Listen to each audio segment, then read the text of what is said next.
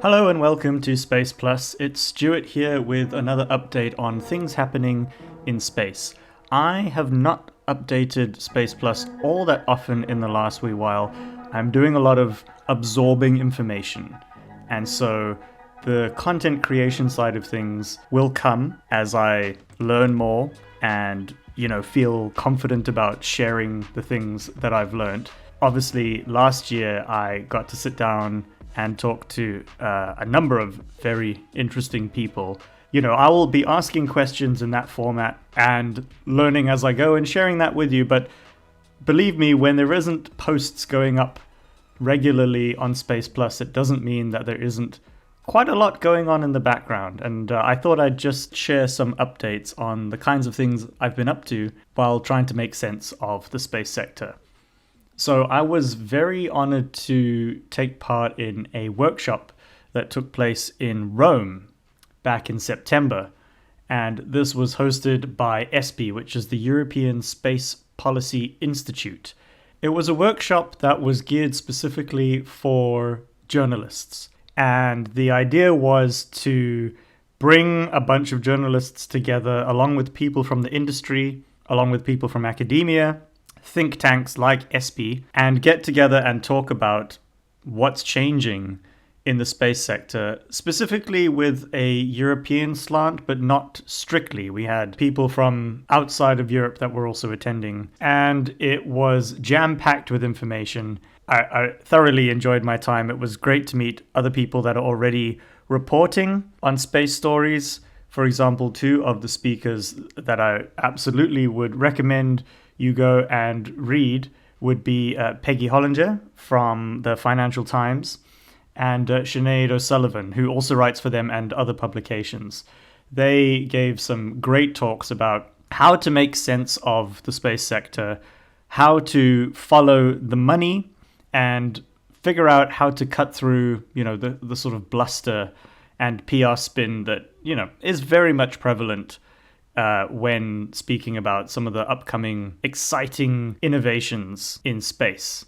We've spoken about some of that hype before, but it's important to also develop the skills to be able to actually cut through that and know where to go to get, for example, reliable figures from a company that's talking about, how well they're doing or what their projected revenue might be in the future, and to actually figure out, well, what is the budget? What are we talking about here?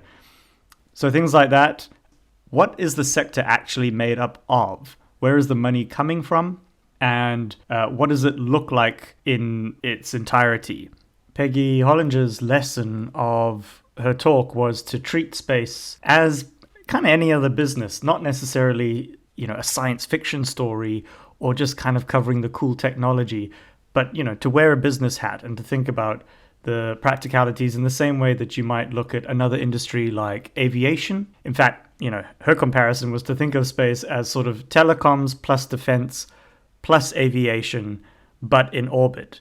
And the moment that you kind of approach it with that lens, it just makes it a little bit more, maybe easy to grasp and helps you to cut through what's real and what we should be paying attention to. Sinéad O'Sullivan spoke about what the space economy is actually made up of, and a bulk of it really is from television, telecoms, satellite radio, broadband. Even sort of your mobile device in a way might be classified under the space economy. Not something that most people kind of think of. The traditional launch and research and exploration side of things, human spaceflight, it's kind of a small section of the space economy. Not the major source of most of the revenue. The space economy is made up of the upstream side of things. So with that, we're talking about launch, we're talking about spacecraft and other manufacturing sides of things. Then you've got the downstream side of space, which is what you do with all the data that comes back from space. That's applications, services, and analytics. And the real revenue is often on that side of things. And this is, again, a way to sort of try and unpack, when people flash big, exciting numbers, what is actually the source of that? And when we speak about the space economy, what is included and what isn't. So these were really valuable reminders. She spoke about remembering to think where the money is from, a sort of a Lester Freeman from The Wire type idea of follow the money, right? We know that the major ones are government contracts. No surprises there. Space agencies like NASA, defense agencies like what is now called the Department of War. You've got the commercial services side of things. That's satellite television, broadband internet, your Starlinks, your OneWebs, satellite phones, and maritime and aviation connectivity. Then you've got sectors like Earth observation. So satellites that are taking photos of the planet, well, they sell that imagery. Climate monitoring, agriculture, even insurance risk data and disaster response services all come under this category. You've obviously got revenue from launch services, so selling launch slots to governments, satellite operators and commercial customers to get whatever they need into space. There is the manufacturing and supply chain side of things, actually building satellites, rockets, the sensors that you might put in a satellite, propulsion systems, and that could be for governments and private operators. And then what's still very small but maybe gets hyped up the most is your emerging markets. So now we're talking about things like space tourism, right? What we see happening with the likes of Virgin Galactic and Blue Origin. On-orbit servicing is an upcoming sector as well. In-space manufacturing and other resource extraction from the lunar surface or eventually asteroids. Now we're into the kind of science fiction side of things that isn't really making any money at all at the moment and probably won't for some time, but certainly getting hyped from certain corners. The takeaway really of understanding the economics of space projects is that they're very capital intensive, they're quite slow to monetize, and highly exposed to external risk.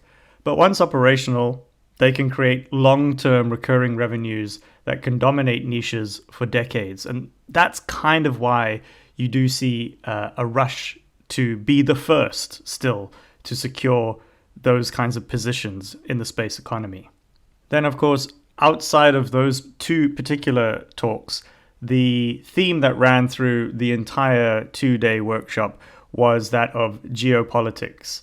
Space is no longer a purely commercial market, and every financing decision is filtered through geopolitics, and that shapes both who invests and who gets paid. We're now in an era where it's the US versus China, and that level of outward rivalry is quite clear and draws a line in the sand, if you like, around who they will do business with. Defense contracts subsidize civilian technology. This has long been the case, but remains even more poignant when geopolitics is so, let's say, fraught as it is. There's the issue of sanctions that have to be considered, certainly in light of Russia. And then other policies such as, a move to keep European markets to buy European in particular. US has ITAR, which is also regulations of who they can and can't do business with. We also heard from the defense side of things. I thought it was quite interesting that somebody from that sector would be comfortable coming and speaking, not publicly necessarily, but to a room full of journalists.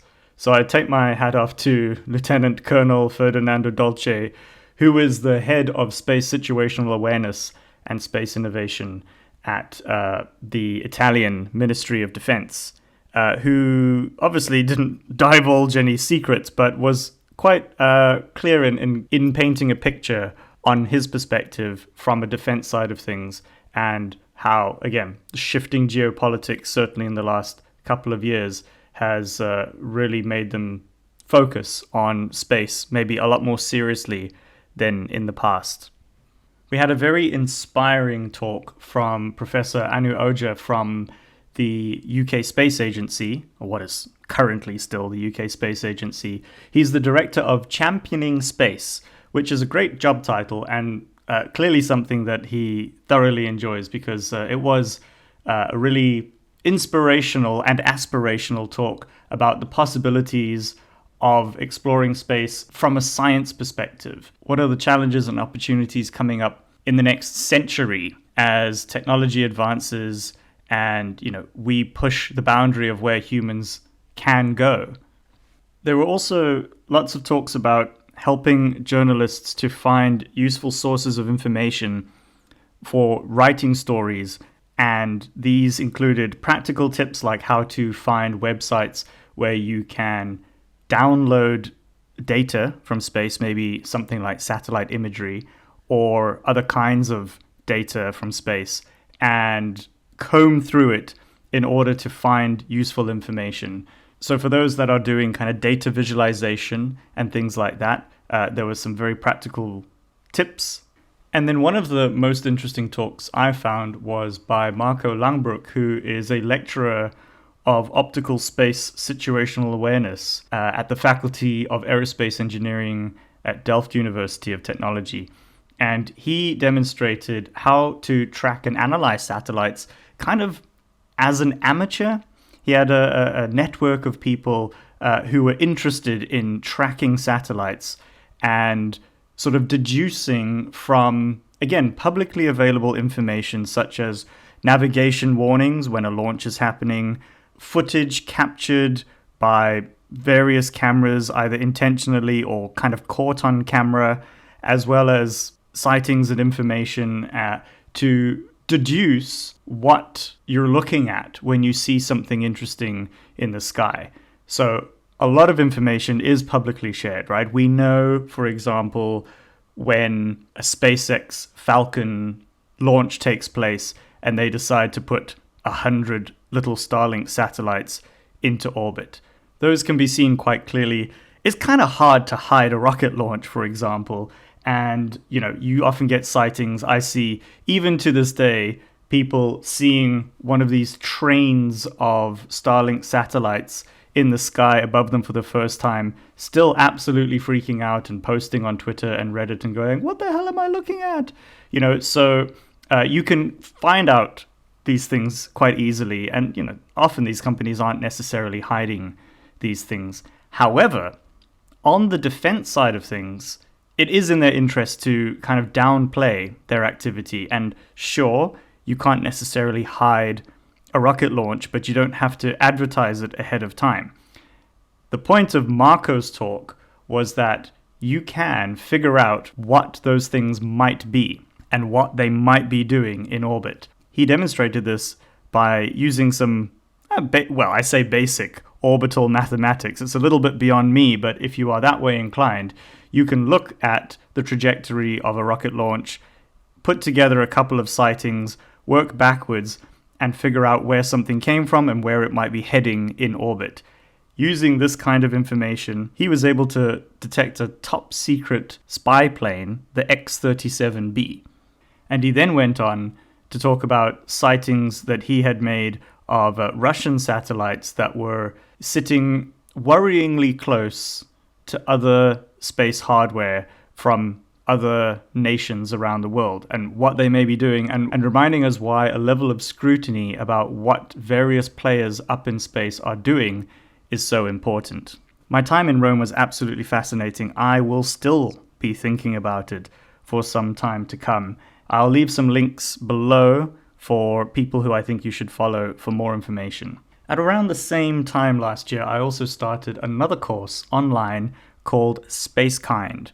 This is run by Loretta Whitesides.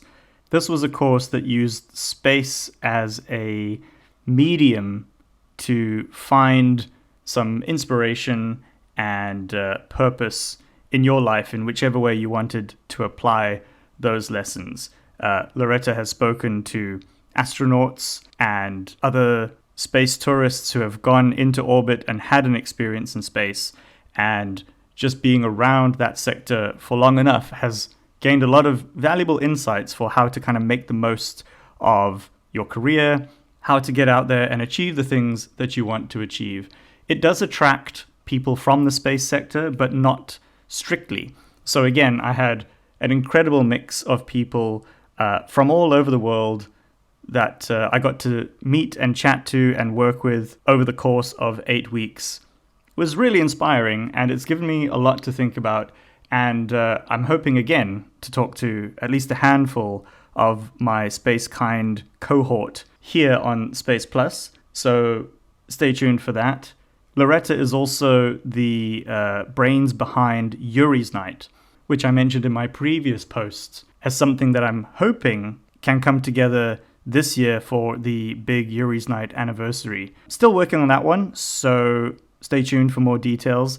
But yeah, a very exciting project, and it was great to have got to chat to Loretta and plug into that world and some very interesting and very inspiring space people in general. Outside of those things, I have also been contributing a couple of bits of writing to Ad Astra magazine. This is the National Space Society's kind of official publication. This is NSS in America. They have other branches around the world, but I think the magazine in print is only available in the US. You can get it digitally anywhere online, but I was able to contribute a piece to that, and I should have another one upcoming. So anyone that has access to Ad Astra magazine, hopefully you'll enjoy my small contributions, and I'm hoping there'll be more of those to come in the future. One of them is about my Steven Wilson review, which was one of the earliest pieces I did here on Space Plus.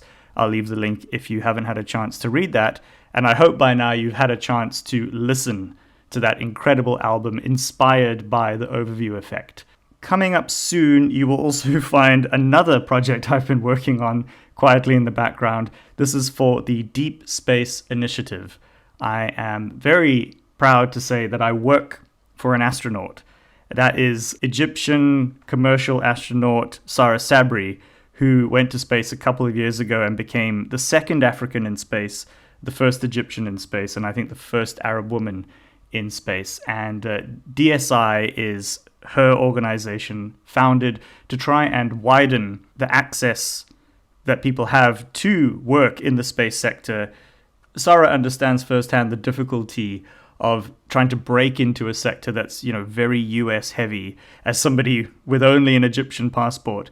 And so, she's trying to bring people up with her, inspire young people to imagine that they can work in the sector, and to just broaden the kinds of conversations going on around space. So I am happy to be involved in the podcast that happens at DSI called Deep Space Chats.